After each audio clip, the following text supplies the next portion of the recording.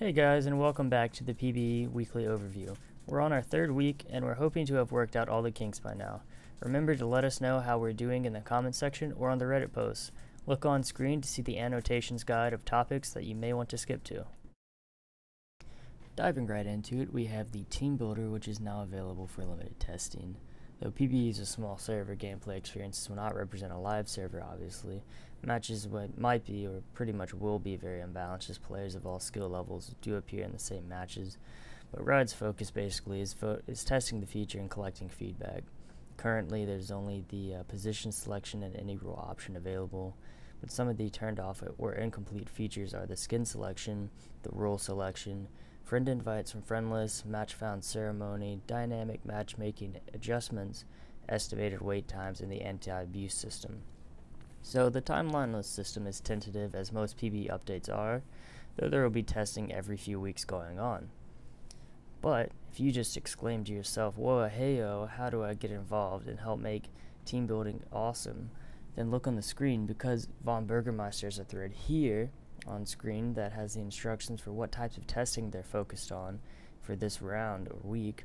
And then Riot Dr. Wayne has a thread also on collecting information on bugs you found in Team Builder. So basically, you would post your general comments and game design questions in the threads. To participate in the future beta testing for League of Legends, apply for the beta access using the link in the description. Moving on to visual updates, we have Victorious Elise's Cocoon, which is now changed to actually gold, and it's much easier to see. Then we also have Nasus, who got a visual update with a new voiceover.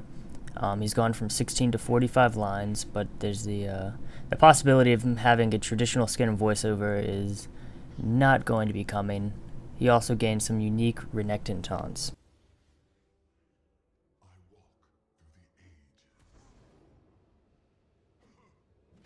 So we have a new skin for Nasus, which is like an insta-buy. Infernal Nasus skin. It's legendary, it has 3 heads, but it's bugged on the PBE for now.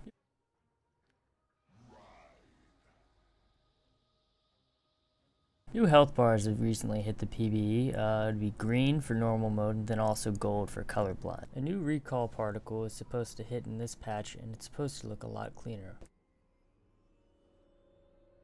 Brushes have been updated on the PBE to sway when you're walking through them, which looks very awesome, I might attest. The L and C bushes in the jungle by Spirit Golem and the Elder Lizard are shorter and straight. With the current setup, you should be able to see all of the bush from any position in the bush. Also, the top bush has been split into 3, making lane ganking more difficult, which may help so top lane doesn't become so snowbally. The trinket items have recently been released onto the PBE. As you start out, they're free but limited to 1 trinket per player. You have a scrying orb, which works as a mini clairvoyance at a 150-second cooldown. There's a sweeping lens, which disables and reveals any hidden traps, wards, or devices for 4 seconds at a 180-second cooldown. The next trinket build path is with the warding totem, which is a 160-second ward with a 120-second cooldown. It has a maximum of 3, which you can put out at level 9. So as a result, Oracle's Elixir has been removed, sight wards have become stealth wards, you have 3 stealth wards per player, vision wards are 75 gold, 1 per map, 5 health, no duration, and they're visible. Not only is the support game on the items being changed, but Janna, Lulu, Nami, Sona, Soraka, Leona, Taric are all basically getting strat-based and stat-based and skill upgrades. Already we've seen Janna's movement speed increased, and she's got an AD buff. Lulu's movement speed buff and has a bigger slow percentages. Leona's Eclipse armor and magic resistance buff scales off of her own bonus defensive stats, which is rather good, I'd say.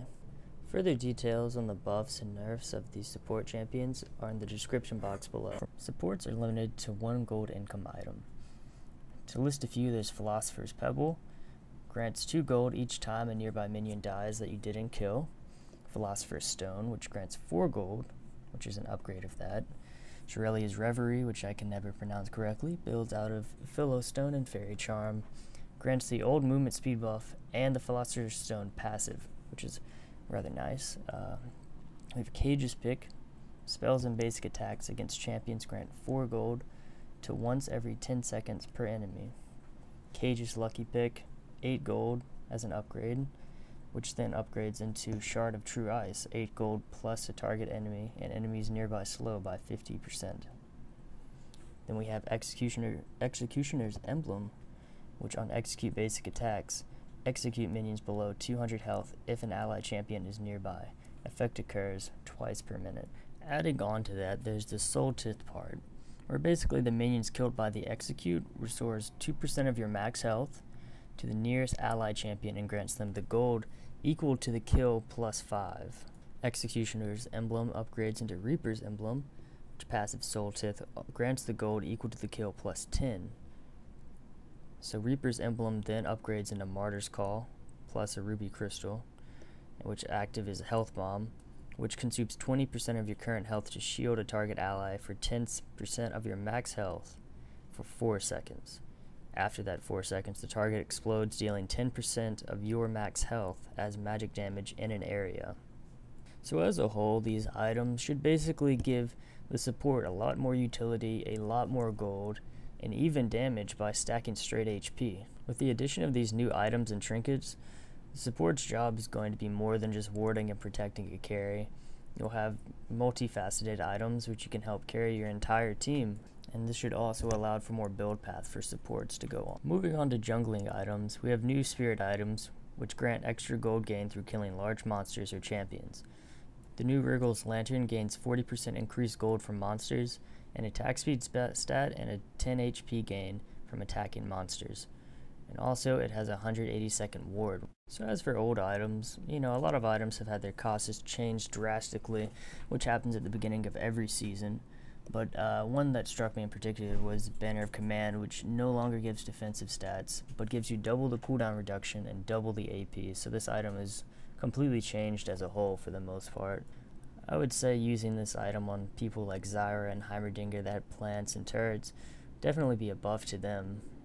Rule of the Ancients no longer has an aura effect, but it grants AP, cooldown reduction, mana per 5, and a 20% spell vamp. Moving on to Summoner Spell, we have Ghost, which has a 15% multiplicative speed, meaning the faster your move speed, the more Ghost adds. It has 75% move speed in the first second, which cooldown decreases as it levels. We've seen a buff to Ignite, which damage has now become based on past game time instead of just levels, and it also reveals the target. The next summoner spell would be Heal, which is a targeted spell that also grants move speed to yourself and the target for 1 second, like an old Shirelli's Reverie.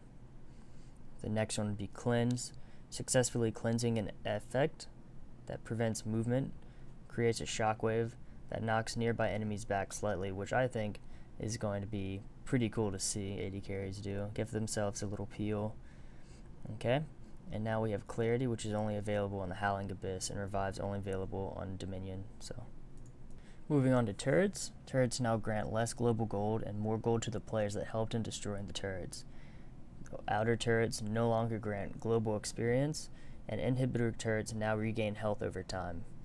So this should definitely help in 2v1 lanes and make it less of like a meta, and giving so much gold early game and giving the 2v1 lanes a little bit too much snowball.